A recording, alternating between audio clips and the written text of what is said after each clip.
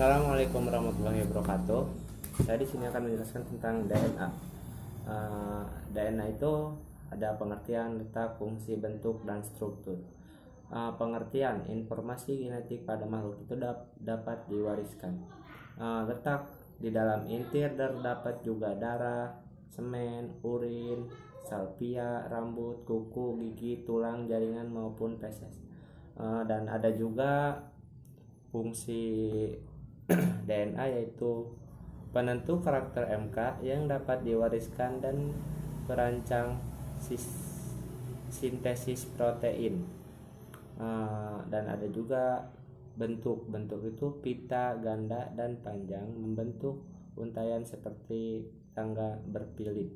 Dan ada juga struktur. Struktur itu tersusun atas polikutiida yang setiap nukleotidanya disusun oleh senyawa gula deokribosa basa nitrogen BCT yang Di sini saya akan menjelaskan tentang letak DNA. Yang pertama ada DNA eukariotik, yang kedua ada DNA prokariotik. Nah, sel eukariotik memiliki DNA yang berasosiasi dengan protein bernama histon, lalu membentuk kuparan padat yang disebut kromosom. DNA pada sel eukariotik terdapat di dalam nukleus.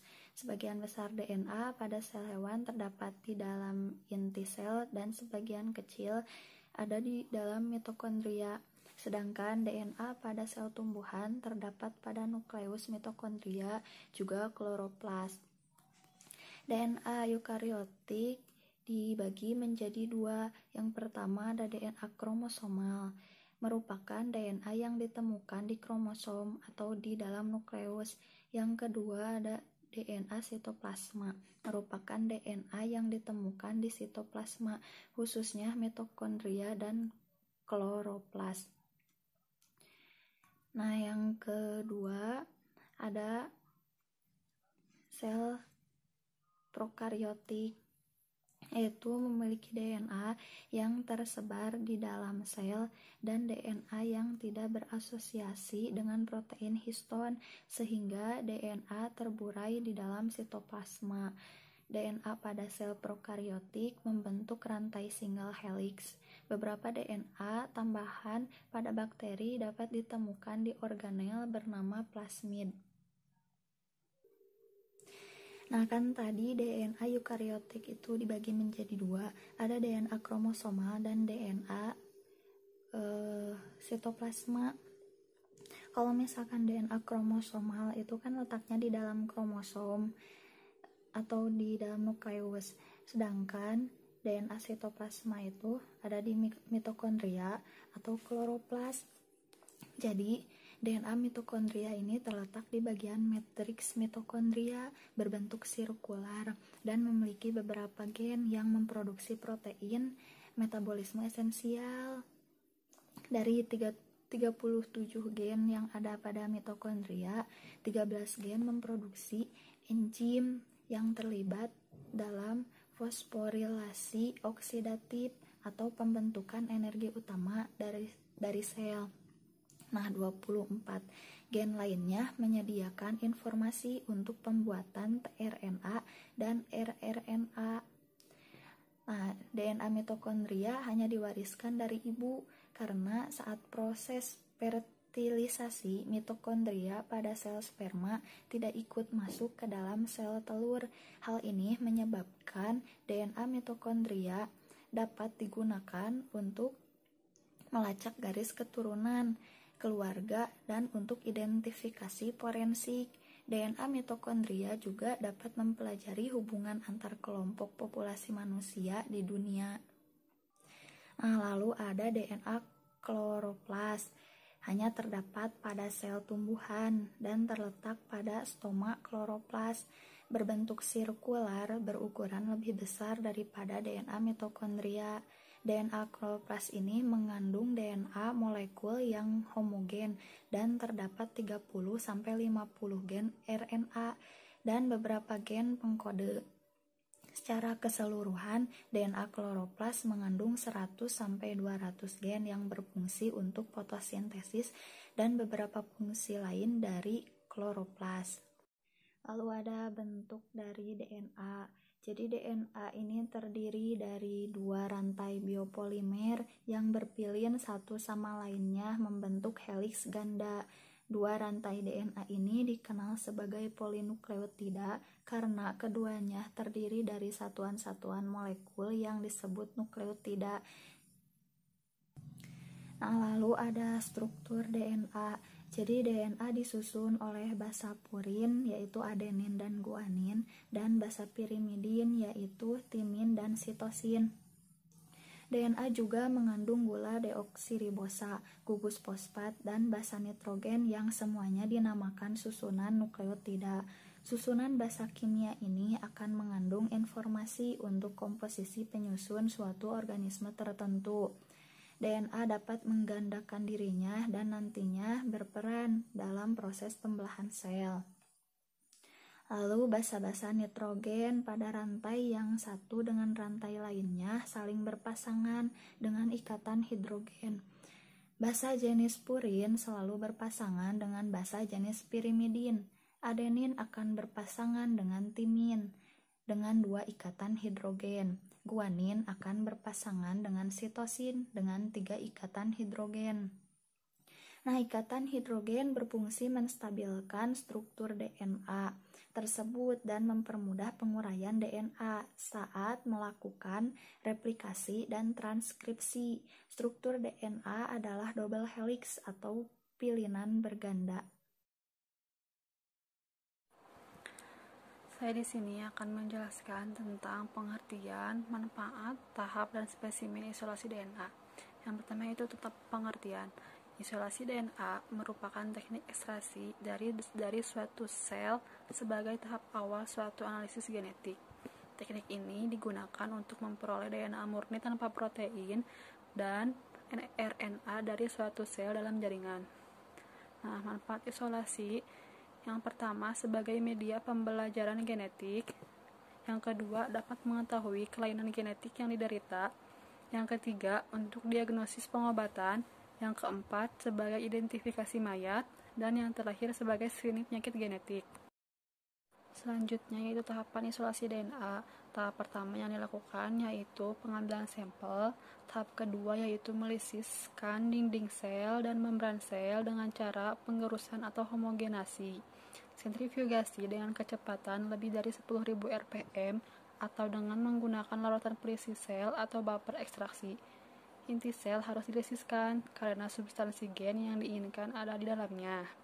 Penambahan larutan pelisis ini bertujuan untuk melisiskan sel yang tidak mengandung DNA agar sel yang mengandung inti sel dapat diisolasi atau dipisahkan dari komponen-komponen sel lainnya yang tidak berfungsi. Tahap yang ketiga yaitu pengekstraksian dalam larutan. Supernatan yang terbentuk dibuang dan kemudian dilakukan ekstraksi di dalam larutan. Hal tersebut bertujuan agar didapat ekstrak. Tahap yang keempat yaitu purifikasi. Tahap ini bertujuan untuk membersihkan hasil ekstraksi dari zat-zat lainnya. Pada larutan tersebut kemudian diberikan RNase dan diinkubasi selama 10 menit pada suhu 65 derajat Celcius. Hal tersebut bertujuan untuk mengoptimalkan kerja enzim yang sangat dipengaruhi oleh temperatur. Penambahan RNase berguna untuk menyingkirkan kontaminasi RNA sehingga DNA dapat diisolasi secara utuh. Tahap yang terakhir yaitu presipitasi yang bertujuan untuk mengendapkan protein histon sehingga untai-untai DNA tidak lagi menggulung dan berikatan dengan protein histon yang menyebabkan DNA menjadi terlihat. Tahap presipitasi dilakukan dengan cara meneteskan larutan presipitasi protein dan kemudian di vortex yang bertujuan untuk menghomogenkan larutan. Larutan presipitasi protein terdiri atas amonium asetat yang jika berikatan dengan protein mengakibatkan terbentuknya senyawa baru dengan kelarutan lebih rendah, sehingga menyebabkan protein mengendap. Larutan tersebut kemudian disentrifugasi kembali selama 5 menit dengan kecepatan 13.000 rpm. Selanjutnya, spesimen yang digunakan dalam isolasi DNA yaitu darah, gigi, tulang, sidik jari, kuku, rambut, urin, dan saliva. Assalamualaikum warahmatullahi wabarakatuh. Perkenalkan, nama saya Putri Mutiara Consuela, NPM 3118049. Di sini saya akan menjelaskan tentang prinsip dan cara kerja dari isolasi DNA. Yang pertama itu ada prinsip. Prinsipnya adalah dengan memecah dan atau mengekstrasi jaringan sehingga terbentuk ekstrasi dari sel yang terdiri dari DNA, RNA, atau substansi dasar lainnya. Adapun tahap dalam isolasi DNA, yaitu yang pertama ada pelisisan. Pelisisan itu untuk memecah dinding dan membran sel. Bahan yang digunakan adalah buffer salt solution yang mengandung SDS.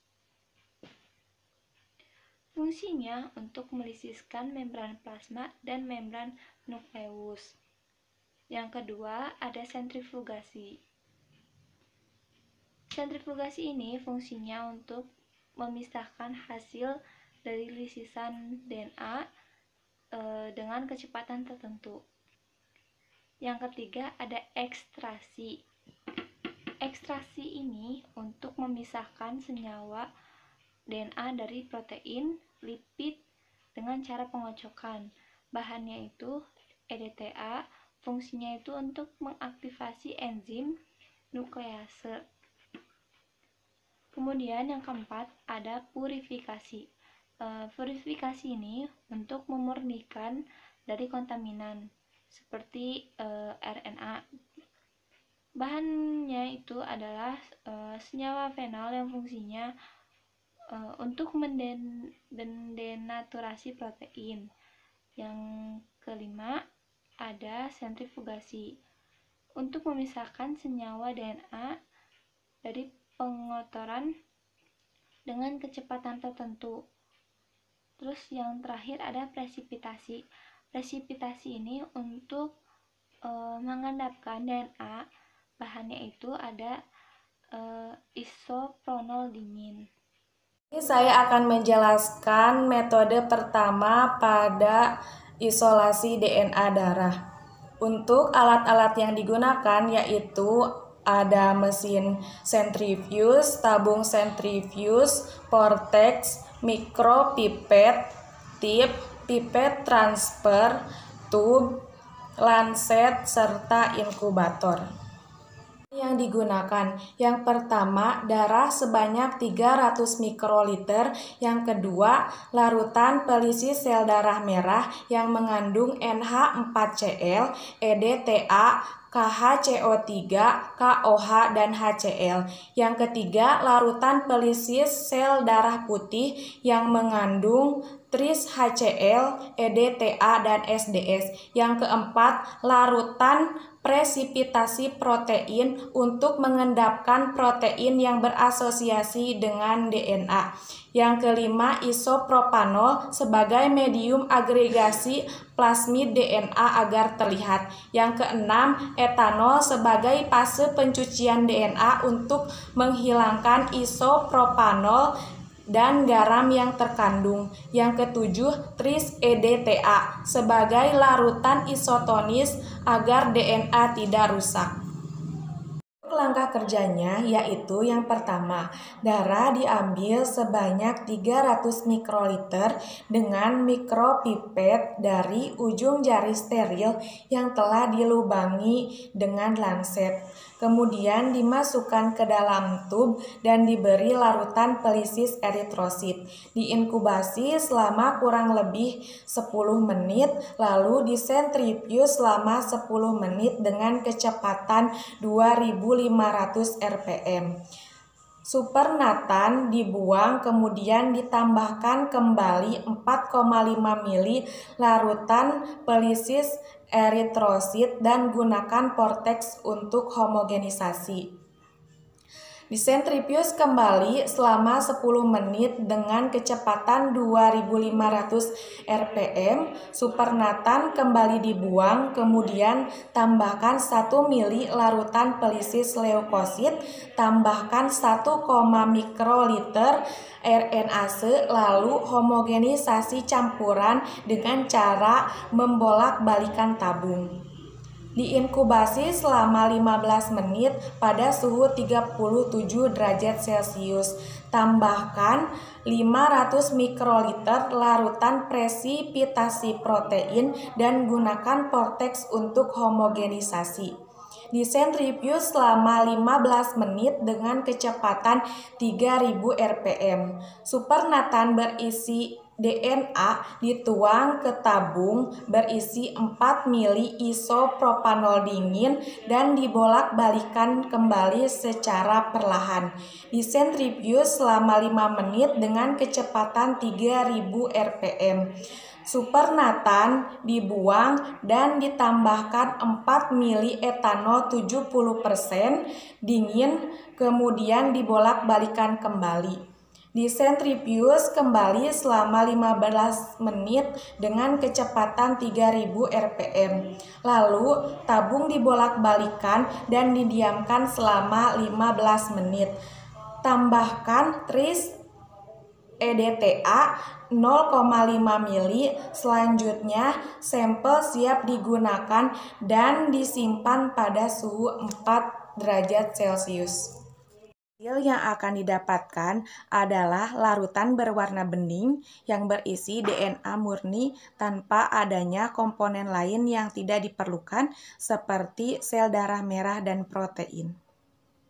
Kelebihan dari metode ini yaitu didapatkan hasil yang sangat baik serta didapatkan hasil yang bersih, bebas dari kotoran atau komponen lain. Sedangkan kekurangan dari metode ini yaitu membutuhkan waktu yang lama, membutuhkan ketelitian dan kehati-hatian yang sangat tinggi, serta tidak dilakukan sampai hitung kadar. Baik, metode selanjutnya yaitu optimasi metode isolasi DNA sampel FT-Accord menggunakan Purely Genomic DNA Kits dan metode CELEC 100. Prinsip dari metode ini ialah sistem berbasis kertas saring, di mana dapat melindungi sampel dari kerusakan dan degradasi, memungkinkan penyimpanan jangka panjang dan penyimpanan asam nukleat pada suhu kamar. Berikut adalah alat dan bahan yang digunakannya. Selanjutnya saya akan menjelaskan tentang preparasi sampel, yaitu dengan 40 mikron darah ditotolkan di atas FT-Accord, lalu didiamkan semalaman di suhu ruang dengan udara yang kering. FT-Accord dipotong-potong dengan ukuran 2-3 mikrometer, lalu diletakkan ke dalam mikrosentrifuge. Setelah itu bisa dilakukan isolasi DNA. Pada isolasi DNA metode Purely Genomic DNA Kits dilakukan beberapa variasi metode, yaitu dengan inkubasi semalaman dan penambahan SDE 10%. Hasil dari variasi metode dengan inkubasi semalaman tidak menunjukkan terbentuknya pita DNA pada agar-agarose. Bisa dilihat pada sumur D1. Di situ merupakan tempat di mana variasi metode inkubasi semalaman tidak terbentuk pita DNA pada gel agarose. Sedangkan pada variasi metode penambahan SDE 10% pada sumur E1 terbentuk pita pada gel agarose. Lalu pada metode CELEC 100, metode ini merupakan suspensi dari sebuah sileting resin yang dapat ditambahkan secara langsung ke dalam sampel. Nah, metode CELEC 100 ini biasanya digunakan untuk kasus forensik. Kelebihan dari metode CELEC ini yaitu cepat, sederhana dan resiko kontaminasinya dapat dihindari. Prosedur dari metode Celik sudah tertera. Saya akan langsung membahas hasilnya. Hasilnya menunjukkan sebagian besar terbentuk pita DNA pada gel agarose dengan ketebalan pita yang sangat tipis. Hal ini sesuai dengan penelitian Sutrisno yang mengidentifikasi bite marks dengan ekstraksi DNA metode Celik dengan terbentuknya pita DNA yang tipis pada agarose. Selanjutnya ada kasus yang kami dapatkan, judulnya isolasi DNA pada sampel darah tepi dan swab bukal pada bayi penderita retinopati prematuritas. Jadi di sini retinopati prematuritas adalah gangguan perkembangan dari pembuluh darah retina yang mengenai bayi prematur. Pada penelitian ini digunakan metode high pure PCR template preparation kit. Gambarnya bisa dilihat di sebelah bawah, di situ merupakan kit yang digunakan untuk penelitian ini. Kan indeks kemurnian DNA yang lebih kecil dari 1,8, maka DNA tersebut terkontaminasi oleh protein. Sedangkan hasil dari penelitian ini didapatkan sampel Bavikot sebesar 1,85 dan sampel bukal swab 0,83. Pada sampel Bavikot ini dihasilkan konsentrasi yang cukup besar dengan indeks kemurnian yang sangat baik. Namun pada sampel bukal swab ditemukan konsentrasi dan indeks kemurnian yang rendah. Sehingga pada sampel Bavikot dari bayi prematur penderita ROP dapat dipakai dalam proses penelitian untuk polimorfisme genetik yang akan dilakukan selanjutnya. Jadi dapat disimpulkan pada metode 1 dan 2 memiliki kelebihan dan kekurangannya masing-masing. Pada metode 1 merupakan metode kuantitatif, sedangkan pada metode kedua merupakan metode kualitatif yang hanya dilakukan untuk melihat ada atau tidaknya pita DNA. Sekian dari kelompok kami, mohon maaf apabila ada kekurangan. Selebihnya kami memohon koreksi dari dosen. Terima kasih.